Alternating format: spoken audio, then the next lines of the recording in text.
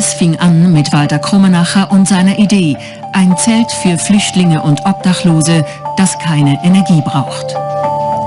Zunächst erfindet er das Grundkonzept, eine Mischung aus Zelt und Schlafsack, die er zum Patent anmeldet.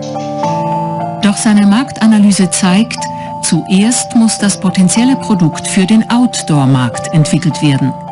Nur so kann er das ganze Projekt erfolgreich finanzieren. Erste Studien und Tests werden gemacht.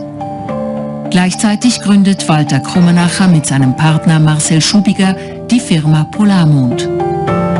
Für die Startfinanzierung erhalten sie ein substanzielles privates Darlehen und Fördergelder des Bundes von der Kommission für Technologie und Innovation.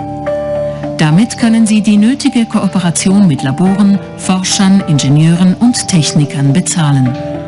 Dann wird der erste richtige Prototyp entwickelt. Jetzt arbeiten sie erstmals hauptberuflich an ihrem Projekt. Die Kommission für Technologie und Innovation KTI des Bundes spricht eine zweite Finanzierungsrunde. Die folgenden Prototypen werden immer ausgefeilter. Weitere Investoren kommen dazu und internationale Produktionspartner werden gewonnen. Der vierte Prototyp gewinnt dann schließlich einen der prestigereichsten Awards der Outdoor-Branche. Kurz und knapp, ein Paradebeispiel, wie in der Schweiz aus Ideen Produkte werden.